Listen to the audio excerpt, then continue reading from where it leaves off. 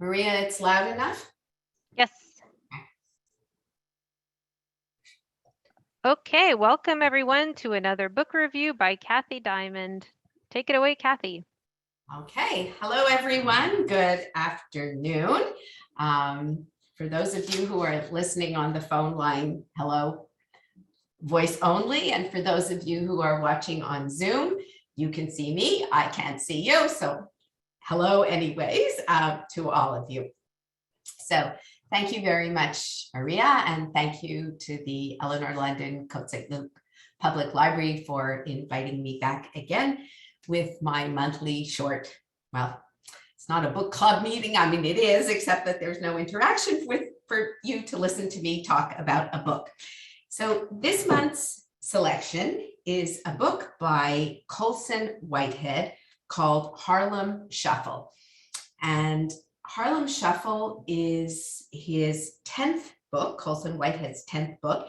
He is a prolific writer who has become one of the most respected of contemporary American writers. So let me tell you a little bit about Colson Whitehead, and then I'll go into talking about the book itself. For those of you who've been attending over the years, this is the third book by Colson Whitehead that we've talked about, or in this case that I'm talking about. We did his book, The Underground Railroad. And then more recently, we also did Nickel Boys, which I think was already in COVID era. And so it was on the phone line, if I remember correctly. And now this is the third Colson Whitehead book that we're going to be looking at. So interestingly, Colson Whitehead was born in New York City in November 1969, which makes him not such a young writer anymore. And I think you can see that there's definitely a maturity in his writing. He was born with the impressive name of Arch Colson Chip Whitehead. Quite impressive.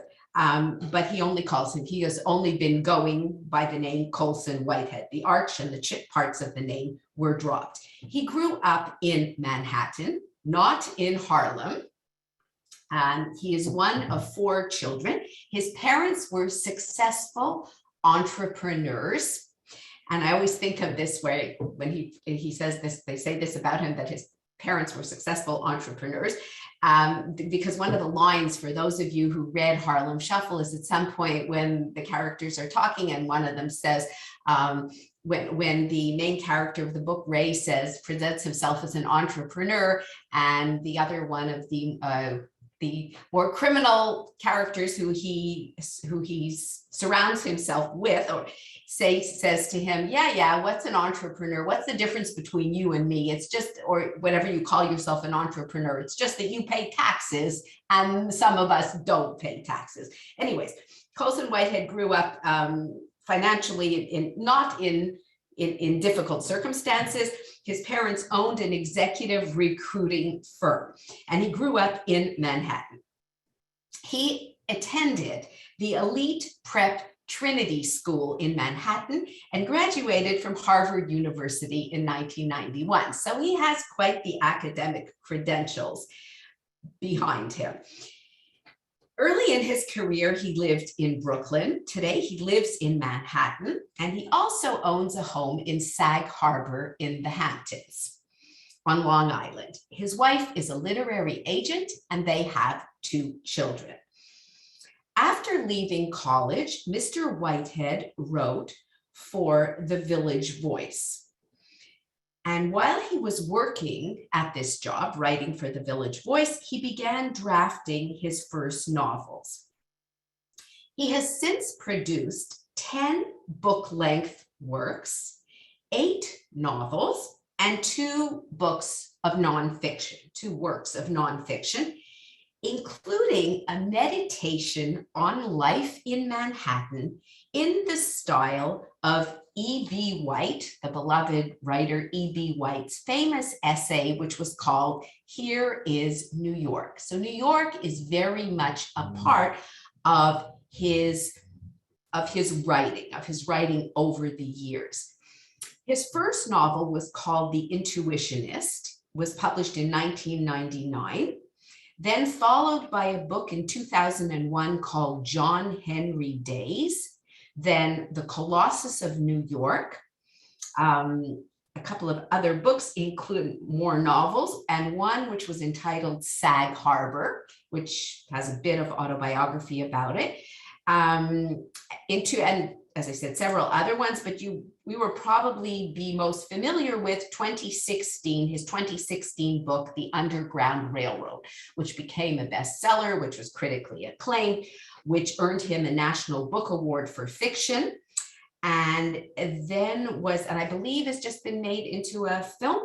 And that was followed by 2019's novel, The Nickel Boys, which I'm sure many of you have read and remember, which was based on fiction, but based on a reform school that existed in Florida that was not a very nice place. And he fictionalized a story about two boys who were in the place, which was based on, as I said, a real place, but he fictionalized it in his book, The Nickel Boys. And that novel also earned him great critical acclaim, as well as prizes.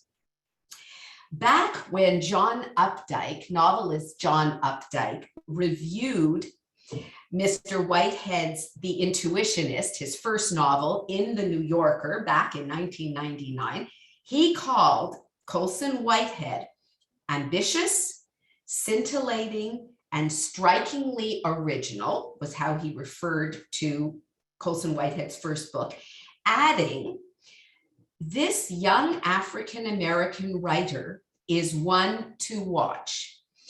This 31-year-old at the time, Harvard graduate with the vivid name of Colson Whitehead." And turns out that Mr. Updike was right in his prediction that Colson Whitehead has been one to watch and has produced some very fine writing. His nonfiction essays and reviews have appeared in numerous publications, including the New York Times, the New Yorker, Granta, and Harper's. He also wrote, interestingly, a nonfiction account of the 2011 World Series of Poker. This is nonfiction, which he called The Noble Hustle: Poker, Beef Jerky, and Death. And it was published by Doubleday in 2014.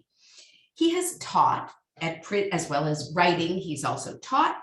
He has taught at Princeton University, New York University, the University of Houston, Columbia, Brooklyn College, Hunter College, Wesleyan, and he's been a writer in residence at Vassar, the University of Richmond, and the University of Wyoming. So he's had quite the successful career. In the spring of 2015, he joined the New York Times Magazine to write a column on language. And anybody who's read his books, I'm hoping that those of you listening, some of you have read previous ones, perhaps this one as well, that he is wonderful with language. He has such a way, especially to me, this in Harlem Shuffle, what he does with language, as well as he has a very good sense of humor that comes out in this book, is really something.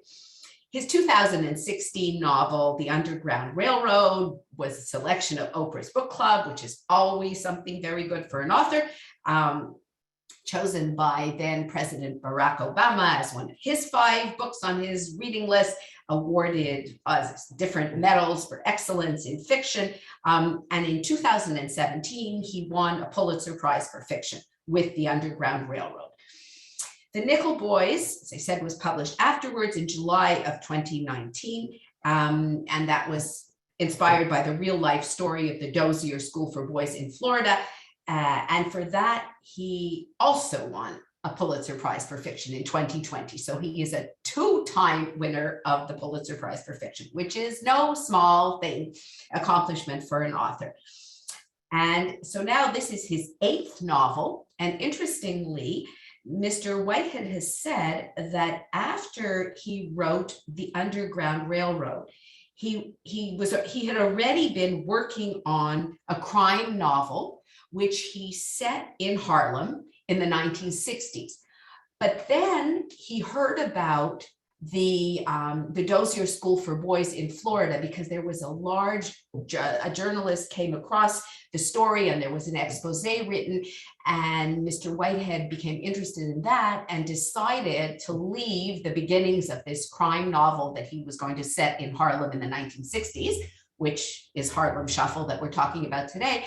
And he wrote Nickel Boys. So Nickel Boys came, he was published, and then he went on to finish this novel. So that's a bit of background about Mr. Whitehead and about his previous works.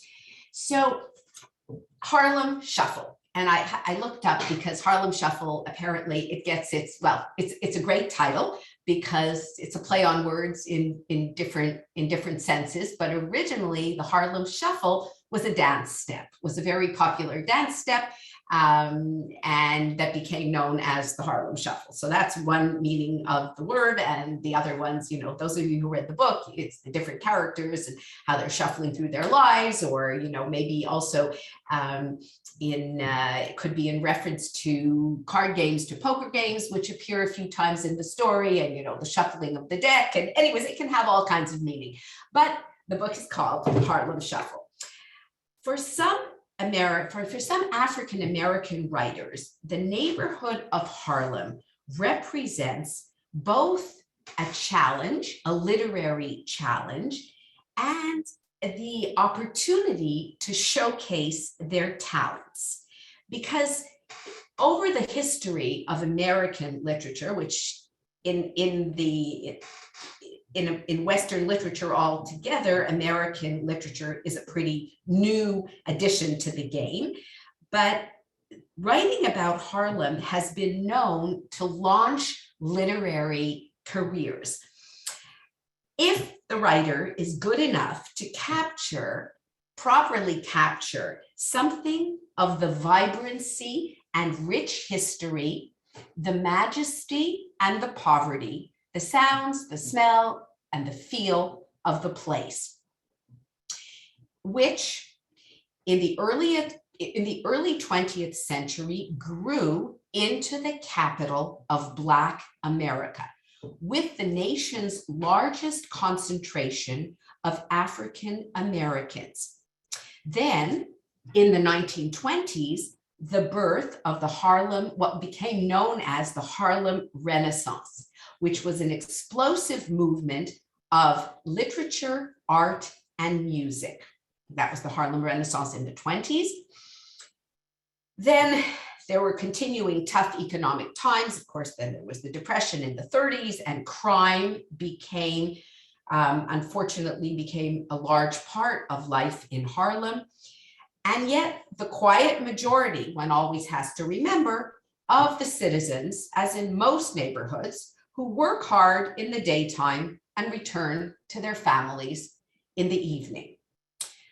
But how was one to evoke in one of the authors who wrote about Harlem in its early years this hodgepodge of churches, bars, beauty parlors, and harsh orange, red neon signs? And for those of you who can see me, who are looking on Zoom, I don't know, those of you who read the book, who had the book, but the cover is something that evokes this sense of bright colors. It's red and yellow and green with black writing, and it's a very appropriate and very intense cover. And when I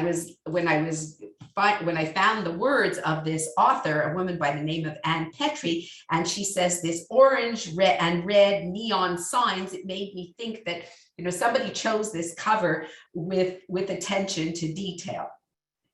This is a lush urban world, Harlem, which is as varied, continues this other writer, as varied and as full of ambivalence as Manhattan itself. But how to write about this properly, evocatively? Many writers in the history of American on the American literary scene have taken up the challenge.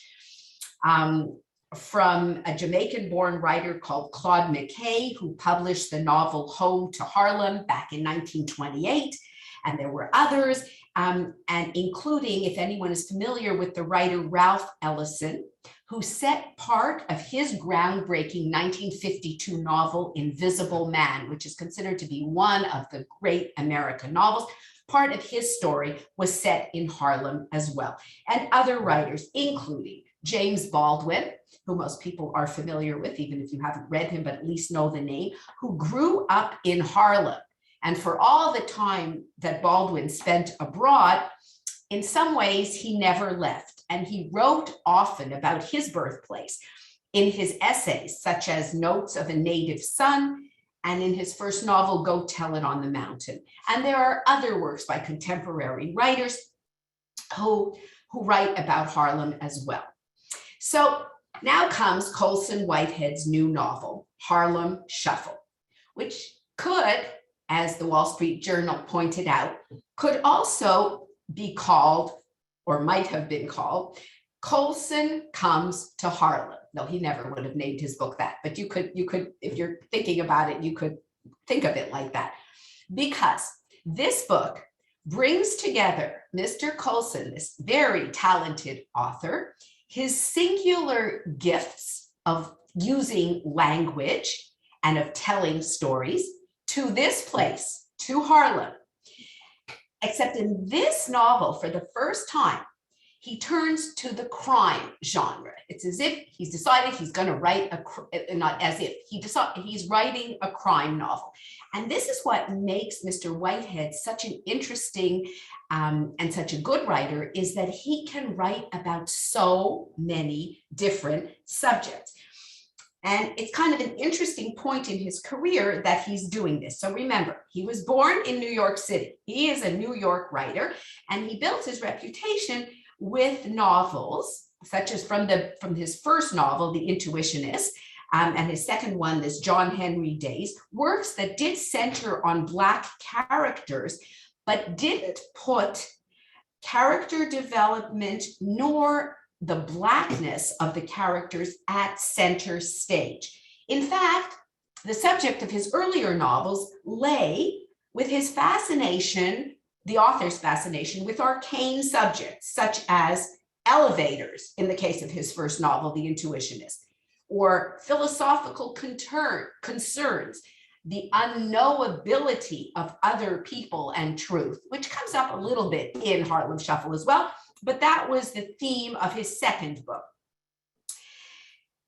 And perhaps most of all, language. So again, it's not for coincidentally that he has this column on language in the New York Times Magazine, but this is how he has been casting a spell, so to speak, over his readers for years. With his use of language, he has wildly, anybody who's read it, and especially, I think he excelled at this in Harlem Shuffle, with his wildly inventive and often startlingly funny descriptions. In a couple of his other books, race came closer to the forefront of his books, then receded a bit in other ones, such as his book Sag Harbor, and then returned once again more forcefully than ever with the Underground Railroad in 2016 and Nickel Boys in 2019, because the Underground Railroad, if you will remember, was the story, which was kind of a fiction and magical realism version of the main character is a young girl who escapes life of slavery and who tries to makes her way up north using the Underground Railroad. And Nickel Boys, of course, this reformatory school for boys that was had parts for Black boys and parts for white boys in this reform school, but it really also was a book about race. And in those last two novels, Mr. Whitehead, who was already a more mature writer at the time, he didn't use so much of his smart guy language technique that he did in his earlier books. But in its place came something else. It seemed to be a new or a more mature emotional depth and resonance to his work, which also one can say comes with age and comes with maturing. And this was noticed and rewarded, one can say, by the literary community. He was bestowed twice the Pulitzer Prize on both those books, The Underground Railroad and The Nickel Boys, and a National Book Award on The Underground Railroad as well.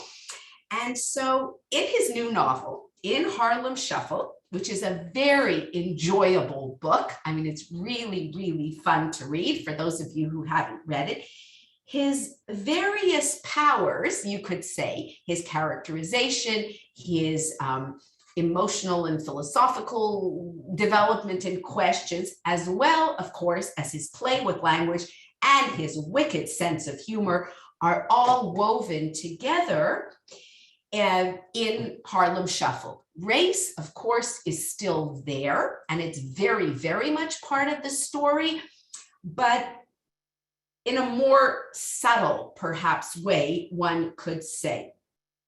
And we are made to care about and to root for the main character. So who is the main character of this story? He is, when we first meet him, he's a young man, the hero of the novel's 3 parts. The book is divided into 3 parts, set respectively in the years 1959, 1961, and 1964. And he calls the 3 sections, so part 1, 1959, is called The Truck. Part 2, 1961, 2 years later, is called Dorvay, D-O-R-V-A-Y, which I didn't know what that was. Is this a place name? Is it a person? What is it? I come back to that in a moment. And part 3, it takes place in 1964, and it's called Cool It, Baby. So these are the titles of his section. So it's like, and you open up the book, the first section is called The Truck, 1959, and there's a quote, and the quote will tell you a lot about the main character of the book, and thus what you're going to be reading about. So what's this little quote at the epigraph, one could say, at the beginning of this section that's called The Truck, 1959. So set yourself back into Harlem, 1959. Carney, the name of the main character, Ray Carney. Carney was only slightly bent when it came to being crooked. So we're not talking of, so you don't know what this is when you read this. Are you thinking that, is he crooked? Does he have a spinal deformity? And it turns out, no, that's not what the author is referring to. So just to read you just a couple of sentences so you get a feel for Mr. Whitehead's language here. Opening chapter of the opening first part of the book. His cousin Freddie brought him on the heist one hot night in early June. And just by the way, much of the book takes place in the summer, even like the different years takes place in the summer. And he said in an interview, I read a few interviews with Mr. Whitehead, and the author and the interviewer is saying to him, the interview takes place when it's very hot in New York, and says, oh, your book is set, Harlem Shuffle is set in the summer, and it's heat. And if anybody's been in New York City in the heat, you know how sweltering it is. The pavements are steaming and it's just very unpleasant. And remember too, that in 1959, most people did not have air conditioning. So it was very hot. So he said, I decided when I wanted to write this crime novel that I had to set it in the summer, because I wanted most of my book to take place in the summer, because the heat in the city is something that makes people a little crazy, perhaps makes people do things that if the weather was cooler, they wouldn't do. So his cousin Freddie brought him on the heist one hot night in early June. Ray Carney was having one of his runaround days, uptown, downtown, zipping across the city, keeping the machine humming. First up was Radio Row, to unload the final 3 consoles, 2 RCAs and a Magnavox, and pick up the TV he left. He'd given up on the radios, hadn't sold one in a year and a half, no matter how much he marked them down and begged. Now they took up space in the basement that he needed for the new recliners coming in next week and whatever he picked up from the dead lady's apartment that afternoon. The radios were top of the line 3 years ago. Now padded blankets hid their slick mahogany cabinets fastened by leather straps to the truck bed. The pickup bounced in the unholy rut of the West Side Highway. So this is Ray Carney, the owner, the driver of this pickup truck, and it turns out he's the owner of a furniture store in Harlem on 125th Street in Harlem. He's an aspiring entrepreneur. He's a young businessman. He's managed to put himself through school. He has a degree in business from Queens College, which is no small thing, from a boy from Harlem, especially one whose mother died when he was young and whose father's career was being a criminal. So anyways, the description is wonderful, and we get to know that Ray Carney has this business, that he's just opened up this store, that this store had been a furniture store previous owner and the owner previous to that, and he's taken over the store, and he's in his early 30s, he's married, he has one child, and his wife is expecting the second one, and he's a very enterprising young man, but we also know that Carney was only slightly bent when it came to being crooked. So what is this going to tell us? So this is one of the themes of the book, is that there's a fine line, at least in the world that Mr. Whitehead describes in this book, there's a fine line with somebody trying to be straight and honest and somebody extremely crooked, and not a fine line, but in between are all kinds of gradations. And it's not so easy to stay completely straight. And by the end of the book, Colson Whitehead has asked all kinds of questions, not only about whether one accepts stolen goods into one's store, whether one sells these used goods that happen to fall off a truck, and you just don't ask questions of the provenance of the goods that you are selling.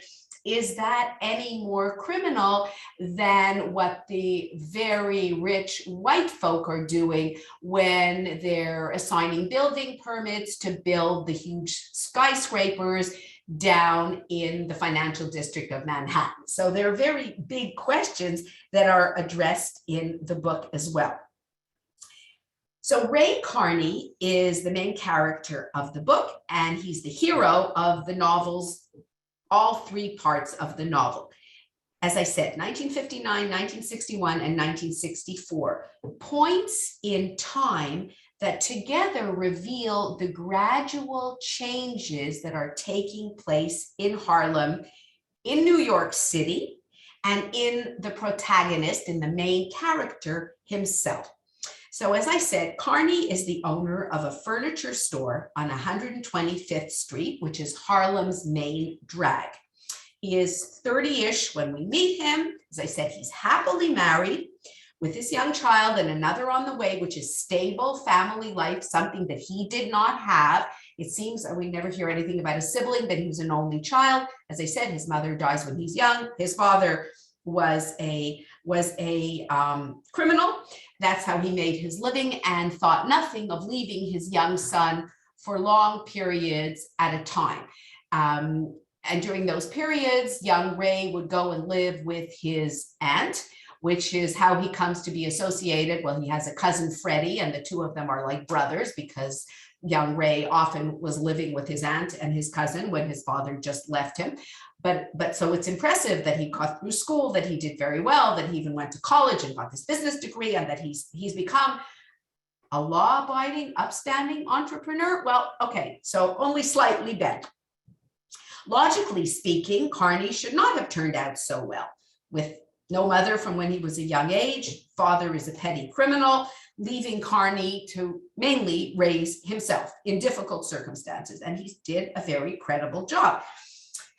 The one thing his father did do, it turns out, for him, if not on purpose, was, after the elder Carney père, was shot to death by the police, young Carney, found hidden in his old man's pickup truck, and that's why you realize that the first section of the book is called The Truck, and young Carney has an attachment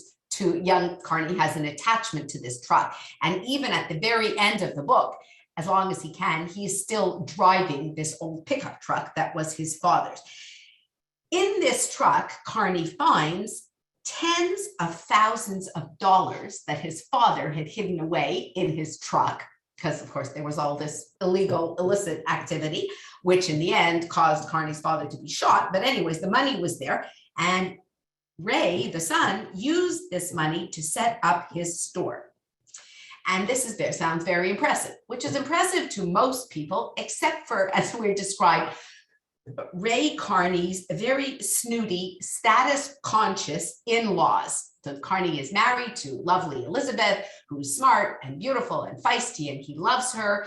And it's a very good marriage that they have, as described. And he never he doesn't cheat on her, and he loves his children, and that part of his life is very important to him. But his in-laws look down upon him because they live in that small area, and these names are great, of Harlem. There was 1 or 2 blocks with very nice houses, and it was called, this name is great, Strivers Row, as in to strive for something. So his in-laws lived there, his wife grew up there, and Carney did not. He came from the tenements and the slums and the poverty.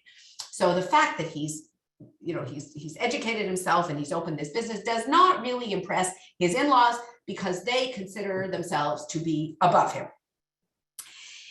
In telling his character Ray Carney's story, Mr. Whitehead uses a lot of humor and jokes, but it's as if he realizes that, joking aside, joking is good and the humor is good, but this won't carry the book alone. Even though he does fill the book with a lot of humor and a lot of wit, like he seems unable to resist doing that, there is a lot more to this crime story.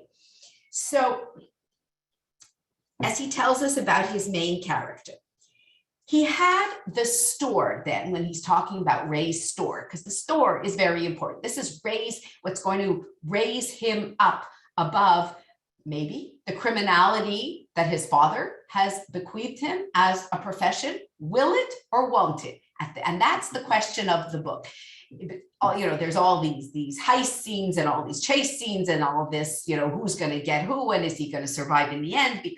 But at the beginning, Ray thinks that he is above all of this. He is going to remain kosher, to use an expression, and he's not going to do crooked things, except maybe just a little bit if some merchandise comes his way and he's not quite sure where it comes from, doesn't matter. So that's how it begins. But so how does Mr. Whitehead describe his main character? Ray Carney had the store then, paint still fresh. No one thought he would make a go of it except his wife, Elizabeth. At the end of the day, when she propped him up and told him he could do it, he was puzzled. He didn't understand this. He was puzzled by the alien things she offered him: kindness and faith in him. He didn't know what to do with this. Nobody had ever had faith. Growing up, he hadn't had this. So this is how the author introduces the character. And similar to James Baldwin, the character of Ray Carney leaves the circumstances of his past behind, or so he thinks, the crookedness of his father, only to find it's not so easy. They're still part of him. In his early days as the store owner, he struggles. In the first scenes of the book where he looks, did he sell anything? How's he going to be able to pay the rent on the store this month? And he's rearranging the sofas, and he's marking down the prices on the TV consoles, and he's moving the recliners, and he's putting his used furniture section more visibly because he notices that a lot of his walk-in customers can't afford the new fancier stuff, but they'll buy the used stuff. And he really struggles. He keeps himself and his family afloat by taking a more or less passive part in the crookedness that makes the world of Harlem go round. In Carney's case, as I said, he takes in merchandise. He doesn't ask too many questions about how the gently used furniture and other pre-owned items come his way. Many of them via his cousin, this Freddie, the son of his Aunt Millie, the place that he's had to go to whenever his father abandoned him as a kid. And cousin and friend Freddie, they become very, very close. And it's Freddie who gets him into a lot of trouble, because Freddie, it seems, can't stay away from trouble. He just can't. And when they were boys, cousin Freddie, would often rope Ray into scrapes, always sincerely apologetic when both were about to be punished. And yet, Freddie was unable to stay out of trouble for very long afterward. And that relationship dynamic carries over into adulthood. And it's very much part of the book, when the dangers go well behind just a spanking and a get sent to your room. And the plots, the different plots of Harlem Shuffle mostly turn on situations that our protagonist, our hero, Ray Carney, fully grasps at the same time as he realizes that he's smack in the middle of them. So he knows what he's in the middle of, and yet he just can't seem, it just becomes too much part of how his life is developing. And yet, so that's the opening part of the book. In the second section of the book, which was called Dorvey, someone, and this is where things shift, someone does Carney wrong. Somebody does an injustice to him. Those of you who read the book will know what happens. And our protagonist discovers that as much as he's tried to distance himself from his father and his father's criminal life and criminal career, he discovers that his father's vengeful streak has been passed down to him. It's in his blood, it's in his makeup, and he can't seem to get over it. And that's the middle part of the book. More adventures, more troubles, and Carney, our let's say, more idealistic hero at the beginning of the book, who's going to try and stay as straight as he can in the very crooked world of Harlem Shuffle, by the middle part section of the book realizes when somebody wrongs him, how angry he is and how he can only think of getting vengeance. And it's this getting vengeance that is going to drive more of the plot and is going to cause him trouble. So the second section of the book, as I said, has this very interesting title, which I didn't know what it meant, Dorvey, D-O-R-V-A-Y, which turns out is the name of something real. It's a method or a technique that was developed, I don't know, years ago, in which people would sleep, go to sleep at the beginning of the night, sleep for several hours, then wake up and have a wakeful period in the middle of the night for several hours, and then go back to sleep again. And during that wakeful period, the person could, it was a method, or as one of the characters says, this was before, and this is a university professor, one of Ray Carney's college professors, who comes from some unnamed country in Middle Europe, who describes this to his students and says many great men did this. And of course, before before Edison invented the light bulb, when it got dark outside, people had to go to sleep. So you went to sleep when it became dark, but then you woke up at some point in the middle of the night and you had hours to do something, whether it was to write or philosophize or to dream. In this case, It's when people, in this case, our main character, devises all his ways of getting back at this person who did him wrong. It's his hours of vengeance. It's when he plots and plans and schemes and does his illicit affairs, goes out also in these shadowy hours of the middle of the night, then comes home, finishes his night's sleep, gets up in the morning refreshed, and goes to his store and pretends to be a regular businessman. So it's this shadow world that, I said, this technique apparently exists because I looked it up, that Whitehead writes about in the middle section of the book. And this is what changes Carney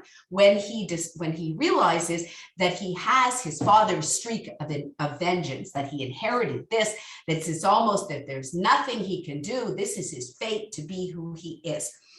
And so this is, I said, going to drive the plot. In all of the adventures that take place to our main character in the book, young Carney Jr. has an unlikely accidental ally, one of the most vivid characters in the book, an old associate of Carney's father who goes by the name of Pepper. Remember, most of the characters in this book, or many of them, are criminals with all kinds of interesting names. And what Mr. Whitehead, the author, manages to pull off is to make us readers like this Pepper, this old associate of Carney, this career criminal. He's a silent, a big guy, a misanthrope. He does not like people. Although part of the trick, of course, is that Pepper comes to Carney's rescue, even if not for the most selfless of reasons. And it's this character of Pepper who comes into the story. He's there throughout the story, but in the last section, he becomes more important. This mountain of a man who had taken, or who would look like he came from the country, this Pepper, who was the former associate of Carney's late father, who had a country bumpkin who had taken a wrong turn, ended up in the city and stayed. A foreign body, as he is described, who had adapted to its new home. So if you have these two worlds, maybe Harlem Shuffle, one way of it, you have young Ray Carney's nice family life, his wife and his two children, and his legitimate business, the furniture store that he's built up, one of the successful businesses by the end of the book on 125th Street, the main street in Harlem. So this nice family and his legitimate business are the outward manifestation of one side of Carney's nature.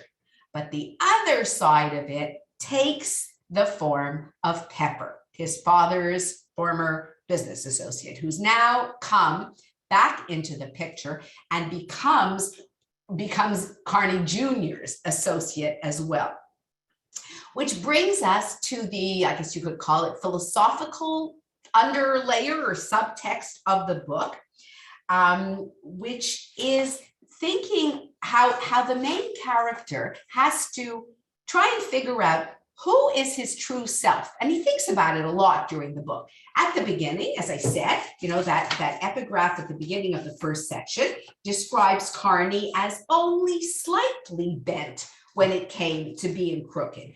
And by the last section, the one that takes place in 1963, after there have been riots in Harlem and things are really starting to change, you wonder if he's only slightly bent. Is he really only slightly bent? And is pretty much everybody a bit slightly bent?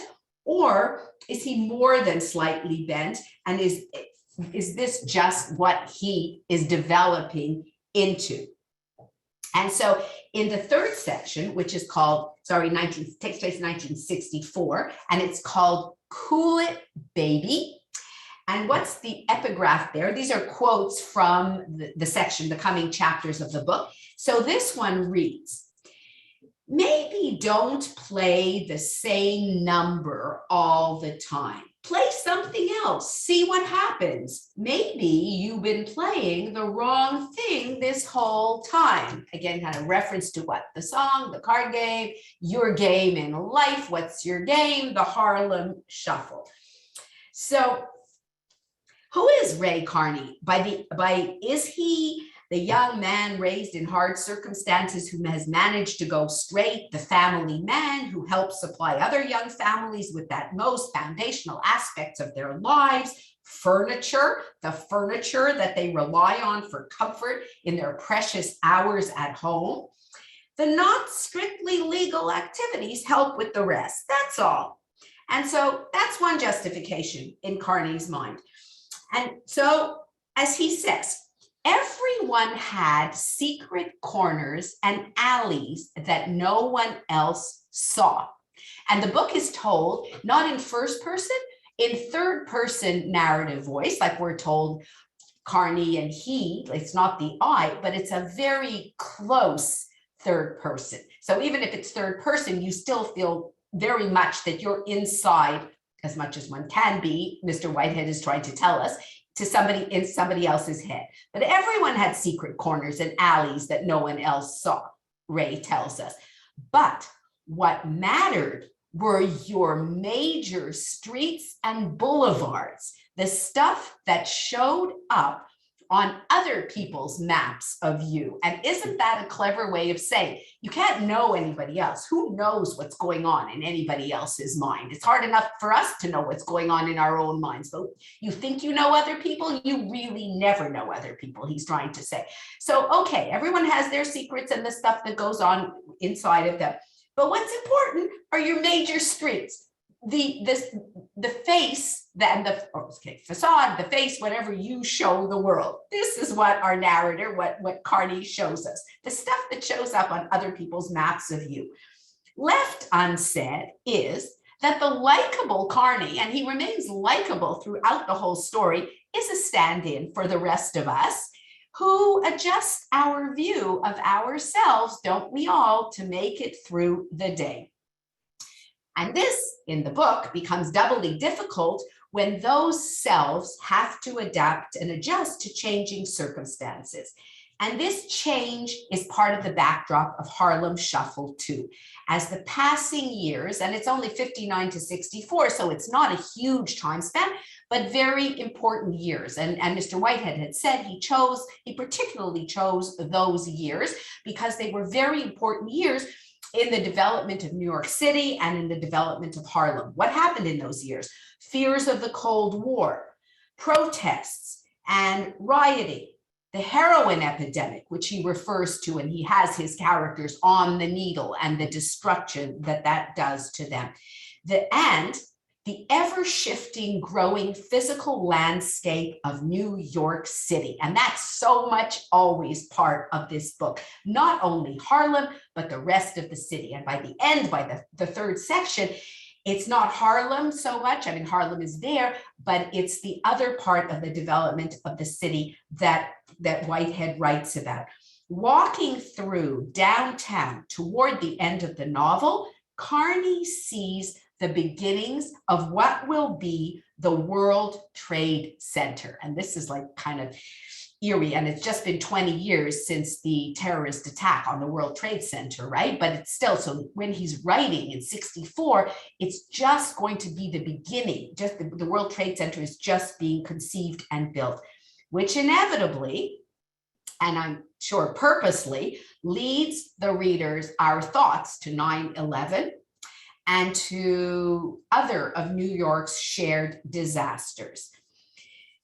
So it's change he writes about, and interestingly, one reviewer pointed out that in 1925, James Weldon Johnson asked, "Are the Negroes going to be able to hold Harlem?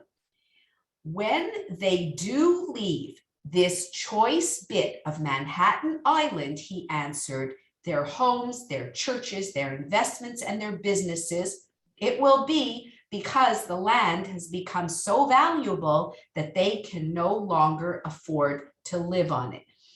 And the another author remarked that he went into a restaurant in Harlem a couple of years ago, and he sat down and he was dining with two acquaintances, a nice restaurant on 126th Street in Harlem. And he looked around and he realized that they were the only Black people in the place, because Harlem has become so gentrified. That was once home to the largest concentration of African Americans in America, and definitely in New York City, is no longer that way because the neighborhood has changed so much. So it's about change as well. And just to read you, to finish up just a couple of bits from the end of the book, the way he's describing. So Carney is walking down to the bottom of Manhattan now. Remember, he's up on 125th, which is where Harlem is, top of Manhattan, and he's walking down. Carney arrived at Barclay and Greenwich Streets. At the intersection, a checker cab clipped a green sedan and the drivers leapt out onto the street to bully each other. Carney watched this scene. Then he made his way to the tiny window in the plywood surrounding the building site. And there was the whole escapade and what happens in the story. I won't go into details with the Van Wyck family, which is the correct way to pronounce it, I learned.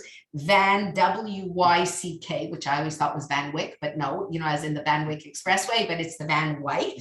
So they are a huge family and investment and real estate development firm in New York, have been for a couple of centuries, and they're putting up this new building, and Carney goes down to see it. Remember, this is 1964, and he's going to look through, remember, like there are windows in the plywood surrounding the construction site, and he goes to look, and he looks in this little window, and he looks down, and what does he see? A hole that went 4 stories deep, deeper than he had ever seen, looking down into these construction sites in his life.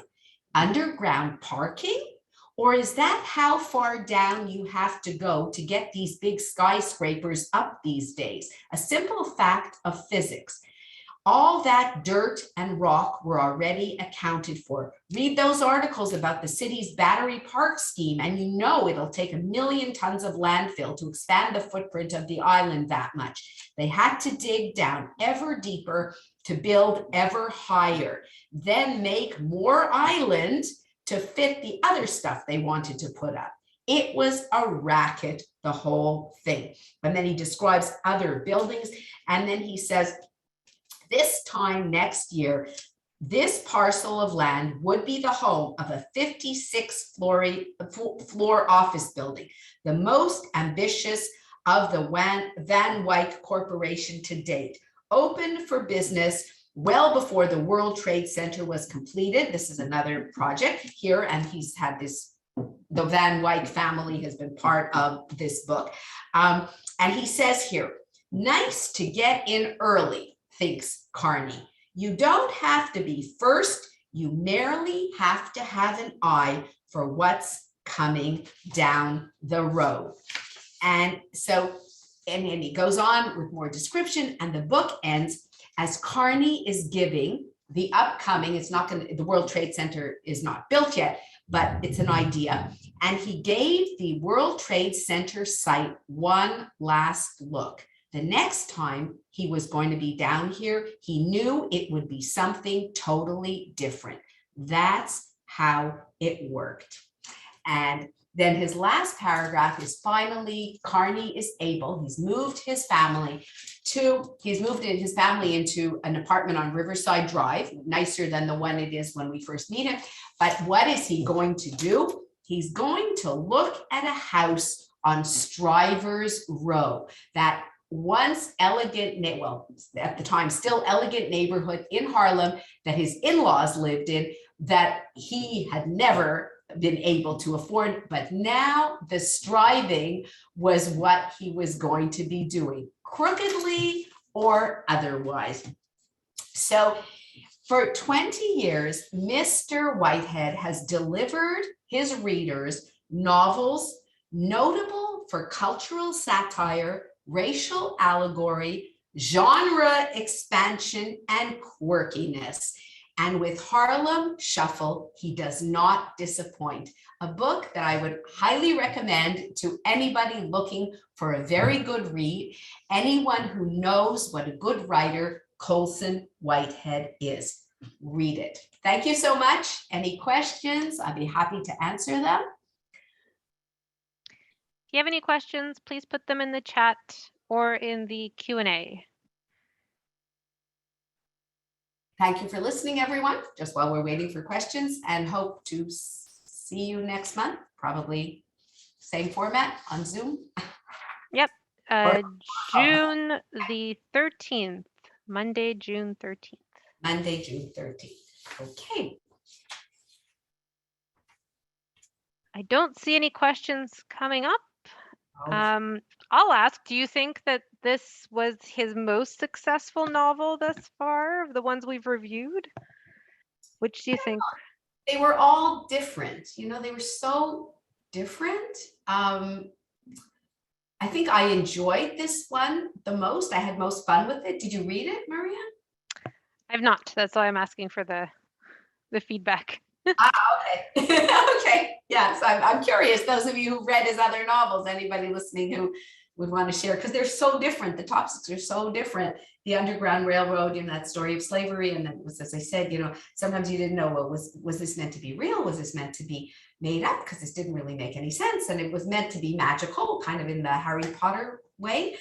And then there was the Nickel Boys, which was really very disturbing and based on the findings of that reformatory school in Florida, where many unmarked graves were uncovered, and that started the whole investigation into that, which he wrote about. And now this is like, it's fun. I mean, it's fun. Oh, and apparently he's working on a sequel, which he's never done before, because he switches genres all the time and writes about such varied topics and is able to do so, which is really something. But he said that he wants to see what the author, the creator of the character, wants to see what Ray Carney is going to be up to in his later years. So that's something to look forward to for those of us who enjoyed Harlem Shuffle. Love that. I don't see any questions, so I think that's it for today. Thank you so much, Kathy, and we'll see you again in June. Thank you. Bye. Good afternoon. Bye, everyone. Thank you for tuning in. Bye.